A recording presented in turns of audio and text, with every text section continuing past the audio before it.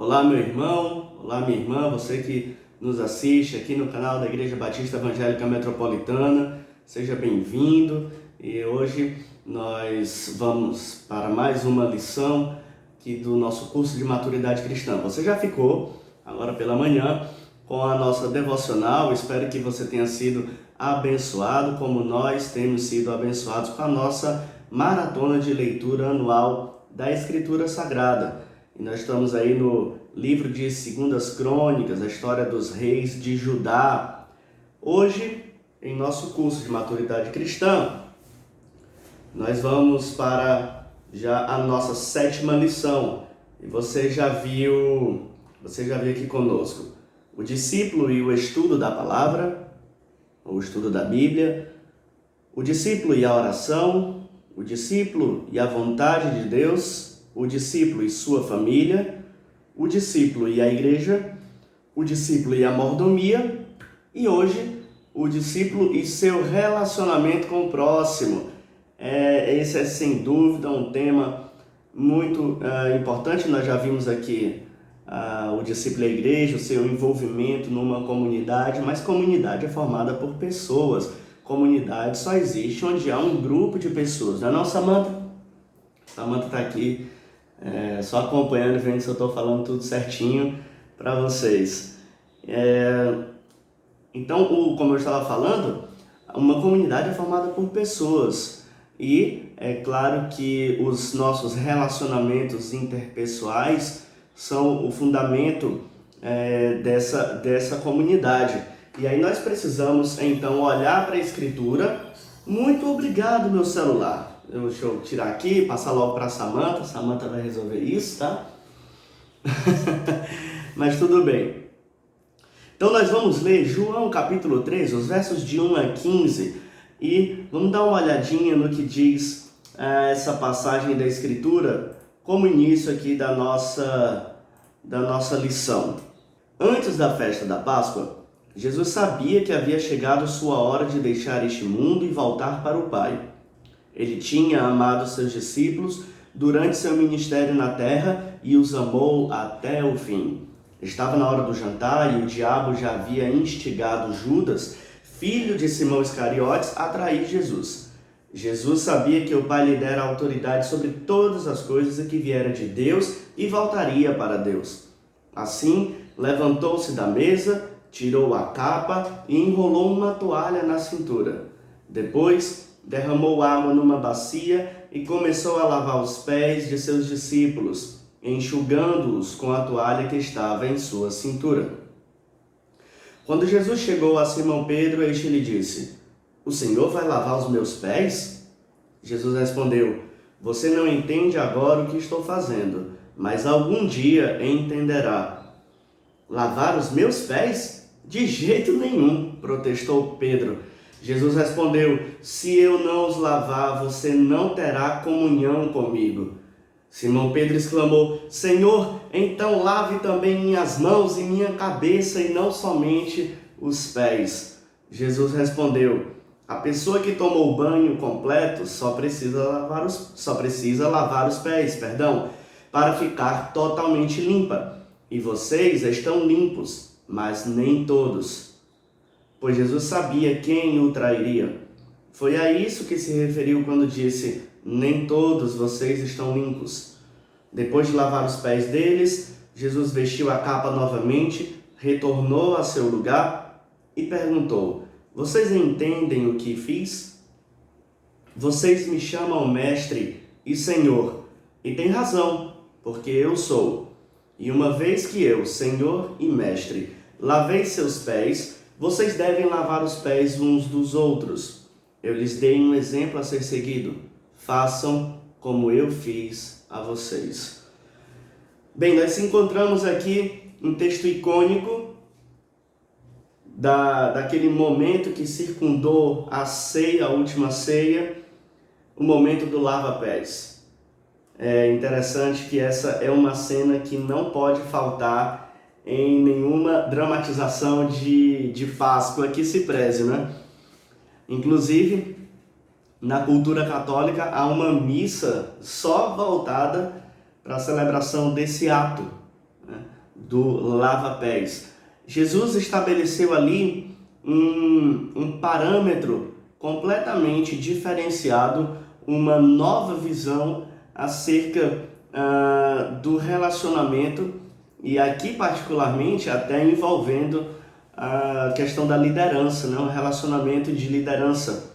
Ele estabelece uma nova premissa, mas que vai nortear toda a comunidade cristã nos seus relacionamentos. Ela é a base, por exemplo, para que lá na frente o apóstolo Paulo diga às igrejas ou aos crentes das igrejas, né? Sujeitai-vos uns aos outros em amor. Nós esperamos com essa lição que ao final você seja capaz de identificar as atitudes que favorecem um bom relacionamento.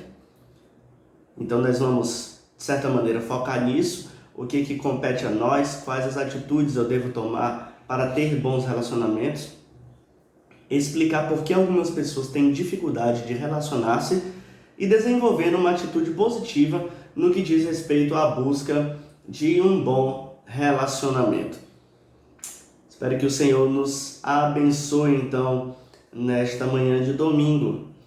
Então, para começar, a questão do bom relacionamento entre os seres humanos é algo que sempre preocupou a Deus. Aliás, esse é um dos temas que, se você quiser, você pode fazer um estudo detalhado da Escritura, do começo ao fim, de Gênesis a Apocalipse, só sobre relacionamento. O que a Bíblia nos ensina sobre relacionamento? Desde o Gênesis, criação do homem e mulher, as primeiras famílias, passando pelos problemas de relacionamento que nós temos em todo o Antigo Testamento, até chegar no Novo Testamento, com o Evangelho e Jesus nos apresentando qual é a perspectiva do reino de Deus para os nossos relacionamentos. Então nós encontramos vários preceitos na Escritura, várias doutrinas ou várias orientações, várias determinações, ensinamentos, mandamentos bíblicos que tratam dos nossos relacionamentos interpessoais ou do nosso relacionamento interpessoal. A começar com a Bíblia mostrando já no seu começo a origem dos problemas de relacionamento. Então, qual é o primeiro problema relacional que a gente encontra na Escritura? Adão e Eva. Adão e Eva, vejam só. Adão e Eva pecam e quando Deus se apresenta, a primeira coisa que Adão faz é pôr a culpa na mulher. E aí, ali há um surgimento de uma espécie de tensão no relacionamento homem-mulher. Deus vira para a mulher e diz, o teu desejo será para o teu marido, mas uma tradução talvez melhor seja, o teu desejo será contra o teu marido. Ou seja, o problema relacional começa ali, e aí o homem põe culpa na mulher, a mulher põe culpa na serpente, e fica aquela coisa. Então, e ainda encontramos também um problema de relacionamento entre o ser humano e a natureza criada. Porque por causa do pecado, se você for olhar, a mulher põe a culpa na serpente, e aí a Bíblia já nos mostra, haverá inimizade entre tu e a serpente e o teu filho e tudo mais. Além disso, a primeira vítima do pecado do homem é um animal que é morto para dar a pele para servir de coberta para o homem e para a mulher. E vejam o resultado disso. A primeira geração que nasce dali de Adão e Eva também já tem problemas. Você vê Caim e Abel, onde um irmão mata o outro por conta da inveja. E aqui a gente tem de forma muito clara o impacto que o pecado causou então no relacionamento humano. Mas ainda no início da Escritura, quando dos 10 mandamentos, nós vemos já a preocupação de Deus em restabelecer um relacionamento conforme a sua vontade, um relacionamento que ele nos criou para ter. Então basta lembrar que dos 10 mandamentos, vejam só, dos 10 mandamentos, os 4 primeiros, eles tratam do relacionamento do homem para com Deus, é um relacionamento vertical. Os outros 6, olha só, os outros 6, ou seja, do quinto em diante, se referem à relação de homem para com o seu semelhante. É uma relação do homem entre os seres humanos. Então, Deuteronômio 5, 16 a 21, a gente vê esses mandamentos, né? Honre teu pai e tua mãe, como o Senhor seu Deus lhe ordenou. Assim você terá vida longa e plena na terra que o Senhor seu Deus lhe dá. O outro mandamento, não mate. O outro, não cometa adultério. O outro, não roube. O outro, não dê falso testemunho contra o seu próximo. E o último, não cobice a mulher do seu próximo, nem sua casa, que é o pecado da cobiça, né? Não cobice sua casa, nem sua terra, servas, boi, jumento ou qualquer coisa que lhe pertença. Aqui a ideia justamente da cobiça ou da inveja. Então a gente vê que a preocupação de Deus ao trazer os 10 mandamentos para o seu povo era restabelecer relacionamentos. Restabelecer o relacionamento do homem para com ele, Deus, isso baseado nos 4 primeiros mandamentos, e do homem, ou dos homens entre si, um com o outro, nos últimos 6 mandamentos. Então, um bom relacionamento entre as pessoas, ela não é só simplesmente uma amizade, mas ela é uma expressão da vontade de Deus para nós. Isso é uma coisa legal, você parar para observar como ter bons relacionamentos, ter boas amizades, ter relacionamentos saudáveis é mais do que uma sorte ou um acaso, mas é a expressa vontade de Deus para nós no nosso dia a dia. Então podemos comprovar isso a partir da instrução que Jesus nos traz no Sermão do Monte. Boa parte do Sermão do Monte é Jesus falando sobre os nossos relacionamentos. Vamos ver aqui algumas desses momentos do Sermão do Monte. Jesus diz o seguinte: felizes os misericordiosos, pois serão tratados com misericórdia. Felizes os que promovem a paz, pois serão chamados filhos de Deus. Quando você e seu adversário estiverem a caminho do tribunal, acertem logo suas diferenças. Do contrário, pode ser que o acusador o entregue ao juiz e o juiz a um oficial e você seja lançado na prisão. Ou seja, é muito melhor quando a gente consegue resolver alguma diferença antes de ajuizar. Também foi dito, quem se divorciar da sua esposa deverá conceder-lhe um certificado de divórcio. Eu, porém, lhes digo que não se oponham ao perverso. Se alguém lhe der um tapa na face direita, ofereça também a outra. Esse daqui é um dos textos de aplicação à nossa vida mais difícil, porque ele fere o nosso orgulho. E a gente vai ver aqui mais à frente que esse é um dos pontos cruciais para a gente ter bons relacionamentos. Vocês ouviram o que foi dito: ame o seu próximo e odeie seu inimigo. Eu, porém, lhes digo: amem os seus inimigos e orem por quem os persegue. Desse modo vocês agirão como verdadeiros filhos de seu Pai, que está no céu. Pois ele dá a luz do sol tanto aos maus como aos bons e faz chover tanto sobre justos como injustos. Mais à frente, Jesus diz: mas quando ajudarem alguém necessitado, não deixem que a mão esquerda saiba o que a direita está fazendo. Mais à frente ele diz: não julguem para não serem julgados, pois vocês serão julgados pelo modo como julgam os outros. O padrão de medida que adotarem será usado para medi-los. Em todas as coisas, façam aos outros o que vocês desejam que eles lhes façam. Essa é a essência de tudo que ensinam a lei e os profetas. Então aqui são várias passagens onde nós encontramos instruções de Jesus sobre os nossos relacionamentos. Então, o que nós precisamos observar? Eu acho que isso aqui é o fundamental para nós, saber o que é esperado de nós enquanto discípulos de Jesus para que a gente possa melhorar os nossos relacionamentos, né? ou desenvolver bons relacionamentos. A primeira coisa é: desenvolvam uma atitude de humildade. O oposto de humildade é soberba, é arrogância. Pessoas arrogantes não tem boa convivência com outras. O arrogante é sempre evitado. As pessoas não querem ter contato com quem é arrogante, com quem é soberbo. São pessoas que não são normalmente aceitas nos círculos. Pessoas humildes são bem mais agradáveis. E vocês vão concordar com isso, né? Muito melhor você conversar com alguém que é humilde do que com alguém que é arrogante. Então Jesus nos ensina o princípio da humildade como um dos princípios fundamentais para o nosso relacionamento. Novamente citando aqui o Sermão do Monte, Mateus capítulo 5, os versos 39 a 41.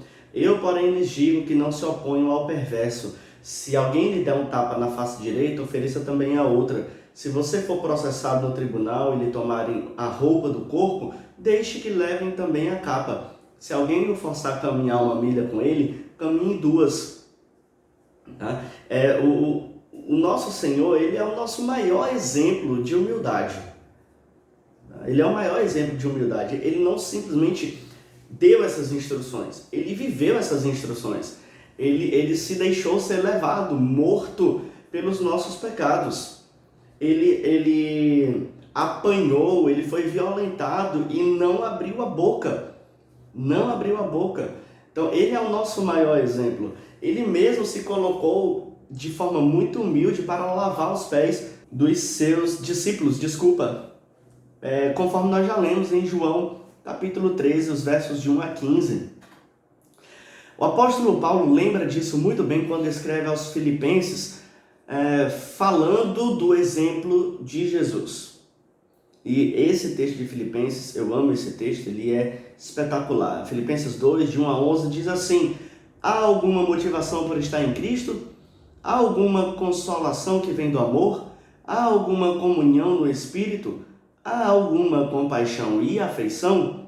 Então completem minha alegria, concordando sinceramente uns com os outros, amando-se mutuamente e trabalhando juntos com a mesma forma de pensar e um só propósito. Não sejam egoístas, nem tentem impressionar ninguém. Sejam humildes e considerem os outros mais importantes que vocês. Não procurem apenas os próprios interesses, mas preocupem-se também com os interesses alheios. Tenham a mesma atitude demonstrada por Cristo Jesus. Olhem só, a partir daqui, Paulo até o momento falou sobre o nosso comportamento como cristão. E aí ele precisa fundamentar essa orientação. E ele vai fundamentar com uma base teológica firme no próprio exemplo de Jesus. Ele diz: tenham a mesma atitude demonstrada por Cristo Jesus. Embora sendo Deus, não considerou que ser igual a Deus fosse algo a que devesse se apegar. Em vez disso, esvaziou-se a si mesmo, assumiu a posição de escravo e nasceu como ser humano. Quando veio em forma humana, humilhou-se e foi obediente até a morte e morte de cruz. Por isso, Deus o elevou ao lugar ao lugar de mais alta honra e lhe deu um nome que está acima de todos os nomes, para que ao nome de Jesus todo joelho se dobre, nos céus, na terra e debaixo da terra, e toda língua declare que Jesus Cristo é Senhor, para a glória de Deus Pai. Meu irmão, se você pensa então, eu que vou me humilhar para tal pessoa, eu vou lá me humilhar na frente de fulano de tal, lembre-se disso, quem somos nós na fila do pão, se Jesus, sendo Deus, foi humilhado ou se deixou ser humilhado e humilhado até a morte de cruz. Então nós não somos absolutamente ninguém na fila do pão, tá? Nós não somos ninguém nessa história. Humildade é, na verdade, um bem necessário. Eu não vou dizer que é um mal necessário. A humildade é um bem necessário. E é mediante uma postura de humildade que nós aprendemos a exercer o perdão.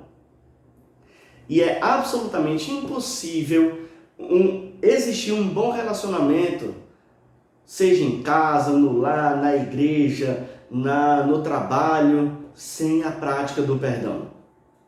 Sem que você tenha a humildade para pedir perdão ou a humildade para perdoar quem lhe pediu perdão. As ofensas afastam as pessoas, o perdão as aproxima. Não há... É difícil você pensar em uma força que quebre mais o sentimento ruim de qualquer outra pessoa do que o perdão. O perdão quebra qualquer sentimento ruim de alguém. E é por isso que Jesus nos ensina na oração dominical. Perdoa-nos as nossas dívidas, assim como nós perdoamos os nossos devedores, Mateus 6,12. E olha só a intensidade disso.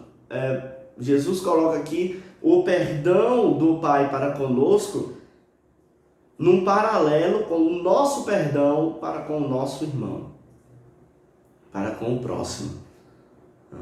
Isso aqui tem um peso gigantesco. Da mesma forma, Paulo, dizendo aos Efésios, ele fala o seguinte: antes, sede bondosos uns para com os outros, compassivos, perdoando-vos uns aos outros, como também Deus vos perdoou em Cristo. Então, pare para pensar um pouco. Ninguém no mundo pode lhe ofender mais do que as ofensas que você fez a Jesus Cristo com o pecado. A maior ofensa que pode existir é a ofensa, ou foi a nossa ofensa enquanto éramos inimigos de Deus, rebeldes. O nosso pecado é a maior ofensa que pode existir, e nós ofendemos a Deus, ofendemos a Jesus. Pense na ofensa que foi para Deus o seu filho, o seu único filho Jesus Cristo, morrer em nosso lugar. Então, meu irmão, não existe ofensa que não possa ser perdoada. Não existe ofensa que não possa ser perdoada. Continuando. Desculpa, gente, a Samantha e eu estamos saindo aqui de uma gripe, né, Sam? Rapaz, a gente ficou com medo. É um resfriado, uma gripe, não sabe muito bem, tá com cara de resfriado, mas por um instante a gente até ficou temeroso aí, meu Deus, será que a Covid nos pegou e tal? Mas realmente a gente não sentiu sintomas de Covid, alguns sintomas característicos de Covid, os sintomas que a gente sentiu eram mesmo de resfriado. E a gente tá se livrando, então você ainda vai me ver fungando assim algumas vezes. Eu peço perdão por isso. Então, como a gente estava falando, cultive a autoestima. Olha, a autoestima é um negócio importante pra gente, tá? Quando Jesus falou sobre os 2 grandes mandamentos, ele disse que o segundo, semelhante ao primeiro, é amarás ao teu próximo como a ti mesmo. Aqui entra um elemento diferente, tá? Quando a gente vê os 10 mandamentos, e a gente vê até o resumo dos 10 mandamentos, amarás ao teu próximo, ou amarás ao Senhor teu Deus, toda a tua força, todo o teu entendimento, todo o teu coração, tal. Amarás ao Senhor teu Deus é um resumo dos 4 primeiros mandamentos. E aqui vem então, e amarás ao próximo é o resumo dos outros 6 mandamentos. Amarás a teu próximo. E aqui, nesse resumo, há o elemento que é o eu, o você mesmo. Amarás ao teu próximo como a ti mesmo. O amor ao próximo é essencial para ter bons relacionamentos. Agora, para se amar bem o próximo, ou para amar devidamente, adequadamente o próximo, é preciso ter uma boa compreensão de si mesmo. É preciso ter uma boa compreensão de si mesmo. Aqui não é a questão do, se eu não amar a mim mesmo, quem vai amar? Não é isso. E tem muita gente que confunde. E acha que eu preciso mais ter amor próprio, né? E aí enfatiza esse amor próprio. Na verdade, a autoestima é importante e ela diz respeito a uma boa compreensão de si mesmo. É o que Paulo, por exemplo, fala aos Romanos, no capítulo 12. Com base na graça que recebi, dou a cada um de vocês a seguinte advertência: Não se considerem melhores do que realmente são. Antes, sejam honestos em sua autoavaliação, medindo-se de acordo com a fé que Deus nos deu. Então, o primeiro passo para eu ter um bom relacionamento com as pessoas é eu ter fazer uma boa reflexão, ou ter um autoconhecimento adequado, saber exatamente quem eu sou. Isso aqui significa eu nem me superestimar, nem eu achar que sou mais do que sou. Eu sou, né? Eu sei de tudo, sou cara, meu cargo é o melhor, meu emprego é o melhor, meu trabalho é o melhor, minha casa é a melhor. Não, nada disso é importante, nada disso é relevante. Mas também não se menosprezar, fique claro isso. Também não se rebaixar. E normalmente, quando nós temos uma atitude depressiva, a gente tende a se menosprezar, a se achar pequeno diante das coisas ou das pessoas, tá? Então nós precisamos ter uma boa reflexão, uma boa imagem de quem nós somos, tá? Lembre-se de que todos nós fomos criados à imagem e semelhança de Deus. Você, meu irmão, tem a imagem de Deus em você.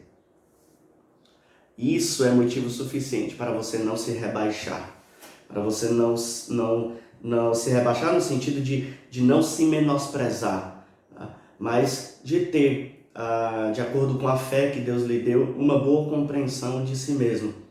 Então, uma pessoa que cultiva adequadamente a sua autoestima, ela se livra de alguns obstáculos que atrapalham os seus relacionamentos com o próximo. Sabe por quê? Normalmente, observem como ciúme, inveja, esses sentimentos, eles são frutos de uma autoestima baixa. É uma falta de confiança em si. Então, ela acaba trazendo esse tipo de sentimento. Uma pessoa que cultiva, então, uma boa autoestima, ela é livre do ciúme. A epístola de Tiago nos traz, inclusive, isso aqui, ó. Porque onde há ciúme e sentimento faccioso, aí há confusão e toda obra má. Então, se quisermos ser livres do ciúme, da inveja nos nossos relacionamentos, nós devemos amar o nosso próximo a partir de uma reflexão adequada, saudável, equilibrada de quem nós somos. E aí, então, sabendo, vejam só, quem se conhece sabe também das suas mazelas, sabe das suas falhas, dos seus defeitos, não somente das suas qualidades. Se você reconhece os seus defeitos, então você sabe que qualquer outra pessoa também tem defeitos. Mas então, você tendo consciência de si mesmo, você pode tomar uma atitude, aqui a gente vai para o nosso terceiro ponto, uma boa atitude de aceitação. Aceite as pessoas como elas são. Por quê? Porque você mesmo se conhece, sabe que você tem os seus defeitos e deseja ser aceito com os seus defeitos. Não é verdade? Então todo ser humano ele tem essa necessidade de aceitação. Porque nós somos seres relacionais e nós só somos capazes de nos relacionar onde somos aceitos. Se eu não sou aceito em um círculo social, então eu não vou ter convivência com aquelas pessoas. Mas aceitar uma pessoa não significa necessariamente aceitar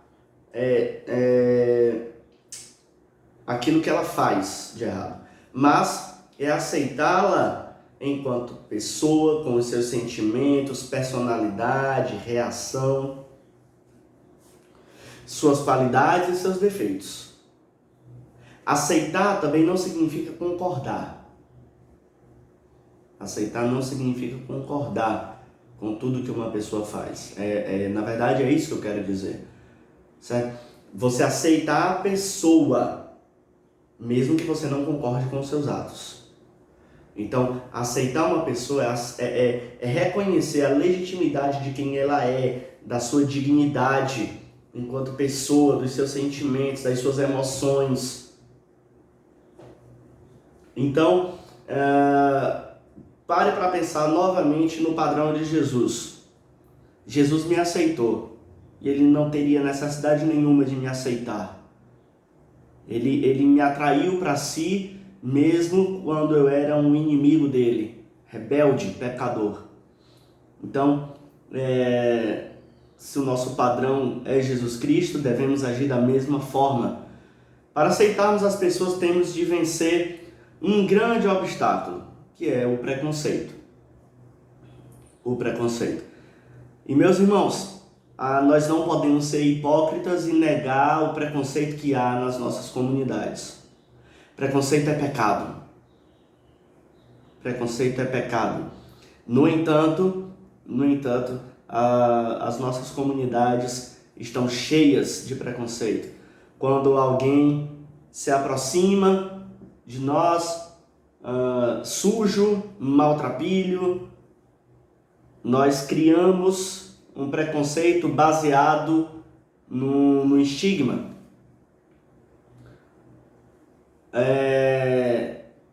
Qualquer pessoa que se aproxima de nós, os nossos olhos, eles costumam já nos apontar primeiras características que nós vamos usar para criar em nossa mente alguma ideia pré-estabelecida, pré-concebida de quem é aquela pessoa.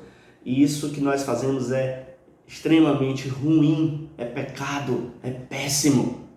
É péssimo. Eu tenho um amigo que uma vez ele me disse: olha, Estevão, se eu fosse depender dos olhares das pessoas, talvez eu não fosse crente hoje. Porque no dia que ele entrou a primeira vez na igreja, ele estava ele disse que foi num EBD, ele estava usando uma bermuda rasgada, de patins e com um cabelão quase no meio das costas. E ele disse que as pessoas fuzilavam ele com os olhares, né? Mas foi graças a alguns irmãos que olharam para ele com amor e o receberam, que então ele se tornou um crente e hoje é um crente em Jesus. Então nós precisamos tomar cuidado com isso.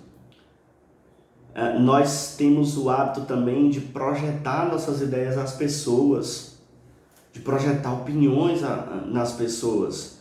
Isso é o que nós fazemos e que Jesus condena quando diz: não julgueis para que não sejais julgados. É quando nós lançamos, aqui o julgamento não é um julgamento judicial, tá? Não é nesse sentido. O julgamento aqui é de nós projetarmos no outro concepções pré-estabelecidas, é o preconceito. Quando aceitamos alguém, tá, por ser quem é, por sua dignidade, nós passamos a enxergar aquilo que ela tem de bom e não o seu mal. E aí você pode me perguntar: mas pastor, quando nós não somos salvos em Jesus, ou antes de sermos salvos em Jesus, nós não temos nada de bom. Isso não é verdade.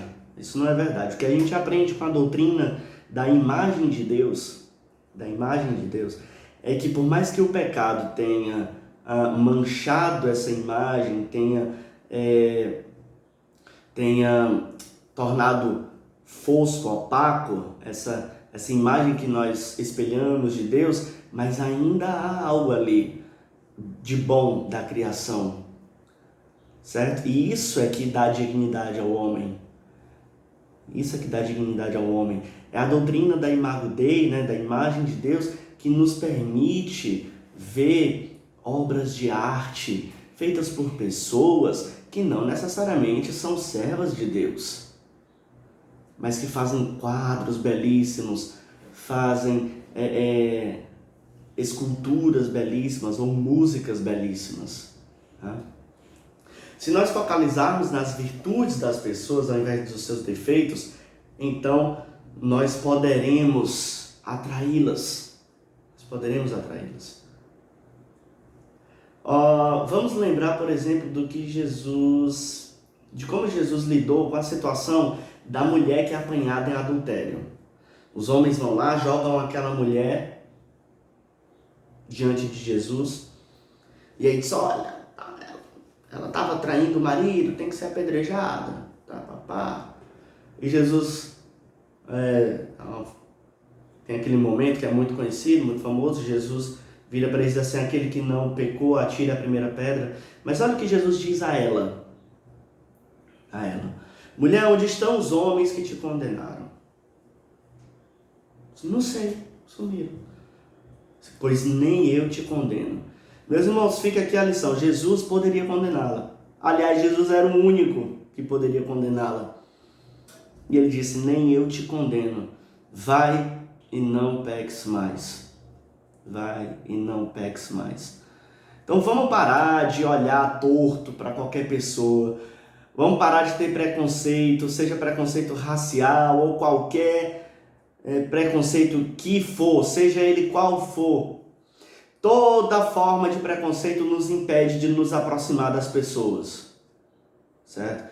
Precisamos extirpar esse mal do nosso meio. Precisamos extirpar esse mal do nosso meio. Porque ele nos impede de construir pontes, nos impede de construir relacionamentos. Outra atitude que precisamos buscar é manter uma atitude de flexibilidade diante das pessoas. Eu diria, inclusive, que essa flexibilidade ela tem a ver com a empatia. É a capacidade de mudar a nossa conduta de acordo com a pessoa ou com a situação.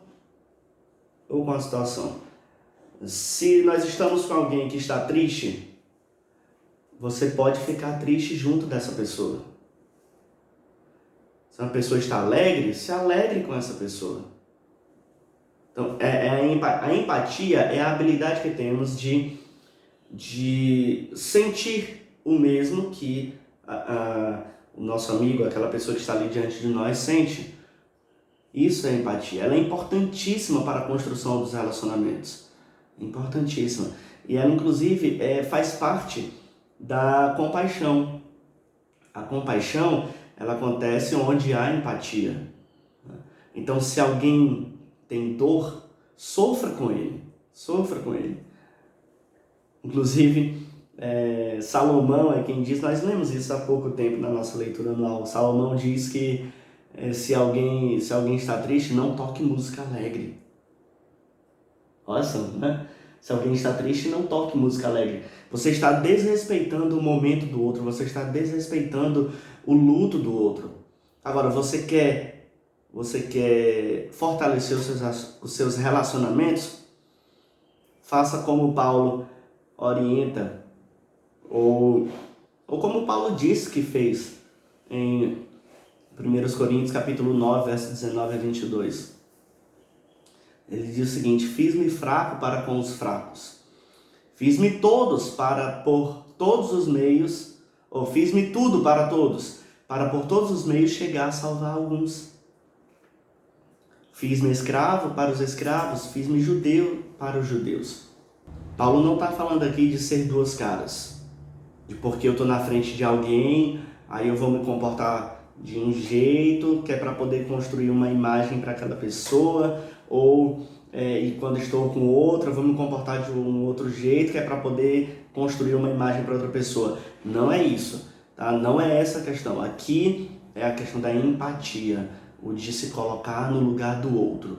Então, isso é que fortalece relacionamentos. Criar máscaras para satisfazer alguém não fortalece relacionamentos, porque um dia a máscara cai e o relacionamento é atingido, é enfraquecido por isso. Então, fique atento ao que realmente significa. Outra coisa, viva com honestidade e sinceridade. Essas são duas palavrinhas que são segredinho, bizu para a gente ter bons relacionamentos. Uma pessoa honesta é alguém que não está dividida contra si mesmo. Tá? O que é uma pessoa que está dividida contra si mesmo? É uma pessoa que Quando está sozinha é de um jeito, quando está na frente das outras ela é de outro. Tá? Ela cria uma outra personalidade para aparecer para as pessoas. Isso é não ser honesto. Como o que a gente acabou de citar anteriormente, né, sobre criar máscaras. E o que é sinceridade? Sinceridade vem de uma expressão grega que é bem interessante. Os escultores gregos, quando eles faziam lá uma estátua, uma escultura, eles faziam com mármore, né? Mármore, bronze, mas geralmente esculpindo no mármore, esculpindo na pedra. E o que é que acontece? Se um pedaço daquela estátua quebra, você não tem como colar, tá? Não tem como colar. Então o que eles faziam? Eles pegavam cera derretida e montavam aquele pedaço que se quebrou, completando a peça. Então ali era uma estátua com cera. Com cera. Uma estátua íntegra, completa, de valor, é uma estátua sem cera. E daí vem a palavra sinceridade. Alguém sincero é alguém que não tem cera. Tá? Não é cera de ouvido não, tá bom? Então, é a pessoa autêntica. É a pessoa autêntica. Então, tanto a honestidade quanto a sinceridade fazem referência a isso. A autenticidade, a alguém que transparece às outras pessoas quem ela realmente é. E Paulo novamente escrevendo aos Filipenses, capítulo 2, versos 14 e 15. Façam tudo sem queixas nem discussões, de modo que ninguém possa acusá-los. Levem uma vida pura e inculpável, como filhos de Deus, brilhando como luzes resplandecentes num mundo cheio de gente corrompida e perversa. Paulo está dizendo aqui, meus irmãos, que o mundo está cheio de gente com cera.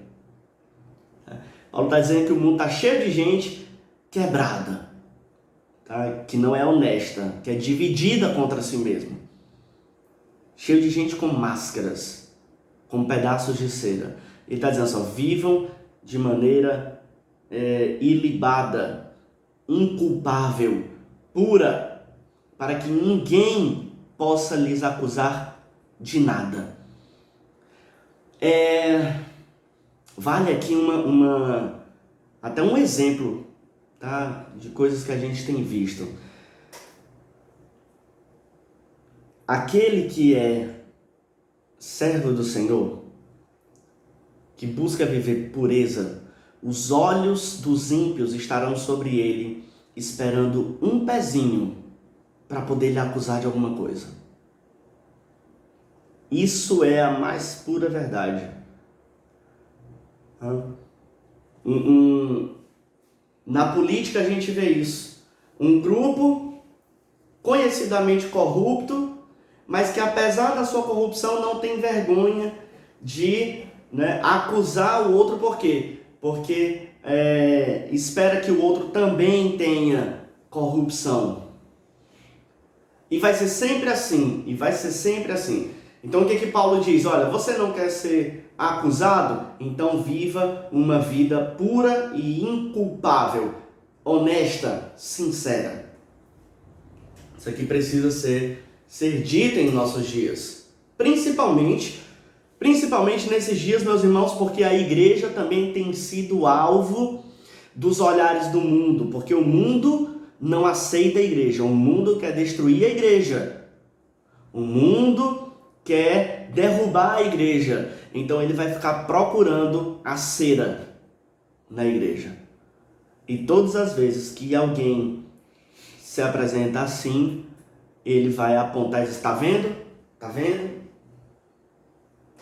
Então, meus irmãos, vamos construir relacionamentos saudáveis, tendo uma postura de honestidade e sinceridade. Vamos para frente. Além disso, precisamos cumprir aqui uma lei do nosso Senhor Jesus, a sua regra de ouro dos relacionamentos, tá bom? Em Mateus 7,12, Jesus estabelece essa regra de ouro dos relacionamentos. Ele diz o seguinte: portanto, tudo que vós quereis que os homens vos façam, fazei-lo também vós a eles, porque esta é a lei e os profetas. Jesus mostra aqui a grande lei dos relacionamentos. Eu quero ser tratado de uma determinada maneira, eu devo tratar a todos da mesma forma. Vejam que não está colocado aqui de forma negativa. Sabe por quê? Isso é interessante de se observar. Porque os rabinos da época de Jesus, eles dizem o seguinte: não façam aos outros o que você não quer que lhes façam. Não façam aos outros o que você não quer que lhes façam. Esse era o ensinamento dos rabinos. Era assim: o mal que eu não quero para mim, eu não devo fazer aos outros. Jesus vai além. É positivo, não é negativo, é positivo. Vocês vão fazer aos homens tudo aquilo que vocês querem que eles lhe façam. Então é uma atitude positiva, não é uma atitude negativa. Se nós queremos ser tratados com bondade, justiça, honestidade, respeito, tolerância, consideração, lealdade, fidelidade, essa é a forma com que nós devemos tratar todas as outras pessoas. Homem, mulher, criança, senhor, senhora, negro, branco, amarelo, índio,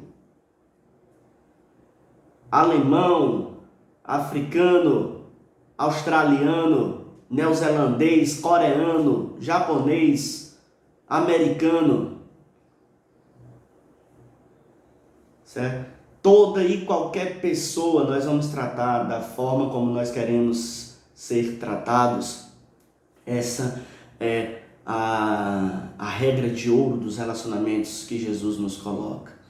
Para concluir, o nosso sucesso e possibilidade de crescimento como discípulos de Jesus Cristo, no lar, na igreja, no trabalho, na escola, faculdade, em qualquer lugar, na vizinhança, dependerá de termos bons relacionamentos. Nós precisamos manter bons relacionamentos. Não apenas com quem nós queremos, mas com quem é próximo, chegado, família. A gente precisa ter bons relacionamentos com todas as pessoas. Mesmo com aquelas que nós não conhecemos ou com aquelas que têm algo contra nós. Nós precisamos ter bons relacionamentos com todas as pessoas. Eu vejo que um dos problemas das divergências políticas que temos vivido em nossos dias é a falta de empatia, é a falta desse trato. Então, porque uma pessoa pensa diferente de mim, porque uma pessoa segue uma ideologia política diferente de mim, aí eu não tenho um bom relacionamento com ela. Isso parte de todos os lados e isso é um erro. Isso não pode contaminar a nós como igreja do Senhor, certo? As ideias que nós colocamos aqui, ou esses pontos de atitude que podemos trabalhar, devem nos ajudar nisso, se estivermos dispostos a observar. Então, a gente precisa pedir ao Senhor que nos ajude a vivenciar isso em nosso dia a dia. Então, vamos lá para alguns projetos concretos de vida. Pense em pelo menos 2 pessoas com quem você tem algum tipo de dificuldade para se relacionar. Identifique os motivos dessa dificuldade e procure corrigi-los na primeira oportunidade que você tiver. 2. Compartilhe com os outros o que você tem aprendido sobre relacionamento com o próximo. E aí vamos para mais um versículo para memorização. Memorize João 13:35. E que o Senhor nos abençoe, né? Que aprendamos a ter bons relacionamentos. Bem, pessoal, a gente vai ficando por aqui e logo mais à noite, às 18h30, vamos ter o nosso culto e aguardamos você aqui para celebrar conosco. Que o Senhor nos abençoe. Tchau.